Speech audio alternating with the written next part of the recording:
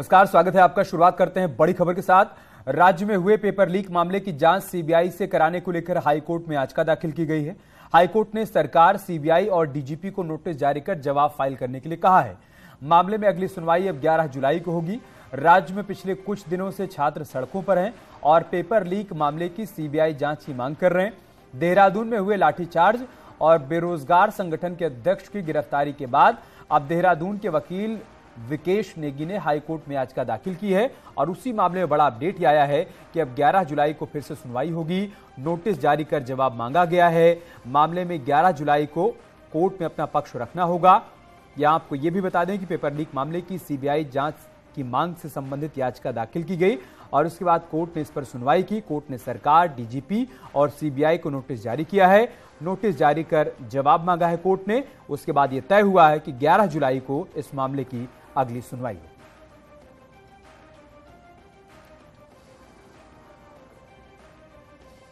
प्रक्रिया में पहले भी इस चीज़ के लिए मांग उठी गई और अब इसलिए क्योंकि जो रिसेंट में पटवारी और लेखपाल की भर्तियां और एए और जेई की थी, सारों के पेपर लीक पाए गए। हमारी एक लिमिटेड प्रेयर है कोर्ट से कि इसकी सीबीआई जांच कराई जाए। कोर्ट ने इस चीज़ को गंभीरता से लेते हुए गंभीरता से लिया और कोर्ट ने बोला कि जो सरकार से बोला कि आप इसमें देखिए और कोर्ट के सामने रिकॉर्ड लेके आइए कि ये सब चीज़ें क्यों हो रही हैं और कैसे हो रही हैं। और जोशीमठ में 2 होटल्स को तोड़ने में सरकार को 1 करोड़ से ज्यादा की रकम खर्च करनी पड़ी। हालांकि अभी भी धरातल पर काम जारी है। वैज्ञानिकों की सलाह पर होटल्स के मलबे को शहर से बाहर फेंका जा रहा है क्योंकि प्रभावित इलाकों में भार कम करने की सलाह दी गई थी। वहीं दूसरे होटल्स को तोड़ने को लेकर अभी कोई रणनीति नहीं बनाई जा सकी है।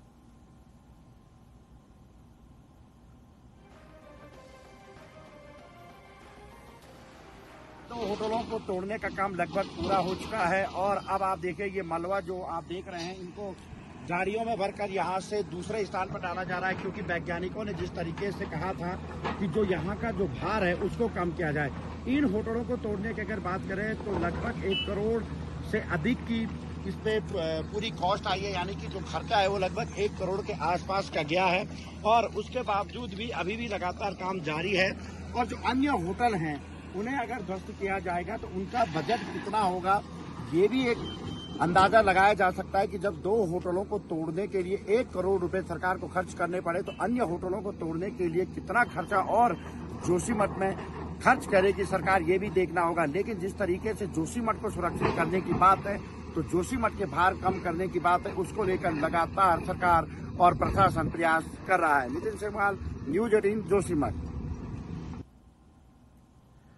तो जोशीमठ में मलारी इन और माउंट व्यू होटल को तोड़ने का काम अभी खत्म हो चुका है करीब, लेकिन अब होटल कॉमेट और होटल स्नो क्रैश को तोड़ने के लिए होटल मालिकों ने प्रशासन को लिखकर पत्र दिया है। हालांकि प्रशासन ने नई रणनीति बनाकर होटल्स को तोड़ने का काम करने की बात कही है। तो 2 होटल्स को तोड़ दिया गया है, लेकिन 2 और होटल ऐसे हैं जो कि खतरे की जद में हैं। इनमें भी दरारें आई हैं। ऐसे में होटल मालिकों की तरफ से प्रशासन को बाकायदा पत्र लिखा गया है और ये मांग की गई है कि इन दोनों होटल्स को भी तोड़ दिया जाए ताकि लोगों की जान सुरक्षित रहे।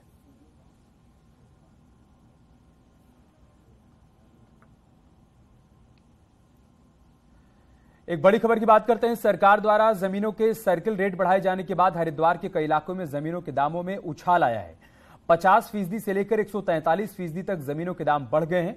यहां जमीनों के दाम में सबसे ज्यादा बढ़ोतरी जगजीतपुर इलाके में हुई है। जगजीतपुर में मेडिकल कॉलेज बनने का काम भी तेजी से चल रहा है और जल्द ही मेडिकल कॉलेज बनकर तैयार हो जाएगा, जिससे यहां व्यावसायिक गतिविधियां बढ़ जाएंगी। इसलिए लोग बढ़ चढ़कर पैसा जमीनों में इन्वेस्ट कर रहे हैं।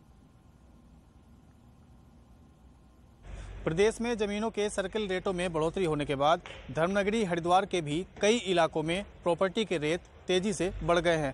हरिद्वार के जगजीतपुर में सबसे ज़्यादा 143% तक प्रॉपर्टी के सर्किल रेट बढ़े हैं।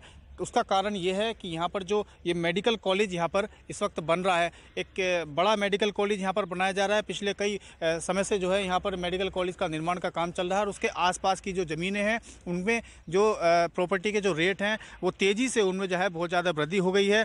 लंबे समय से लोग, क्योंकि यहाँ पर मेडिकल कॉलेज बन रहा था तो लोग यहाँ पर प्रॉपर्टी में इन्वेस्ट कर रहे थे। अब क्योंकि मेडिकल कॉलेज भी बनकर जल्दी तैयार होने वाला है और प्रॉपर्टी के जो सर्किल के जो रेट हैं वो भी बढ़े हैं, तो उसके बाद यहाँ पर जो दाम है उनमें बहुत ज़्यादा तेजी ज़मीनों के रेट में आ गई है। प्रॉपर्टी के जो जानकार हैं हरिद्वार के, उनका ऐसा कहना है कि इस जगह पर ज़मीनों के जो रेट हैं वो बहुत ज़्यादा बढ़ गए हैं और आने वाले समय पर लोग यहाँ पर बहुत ज़्यादा ज़मीनों के लिए पैसा इन्वेस्ट करेंगे और ज़्यादा मुनाफा कमाने के लिए लोग जो है इस तरफ बढ़ रहे हैं। और शहर का भी जो विस्तार है, जो सबसे ज़्यादा डेवलपमेंट की जो एक्टिविटीज़ हैं वो भी इसी क्षेत्र में हो रही है। यही कारण है कि इस जगह पर प्रॉपर्टी के जो रेट हैं वो तेज़ी से बढ़े हैं।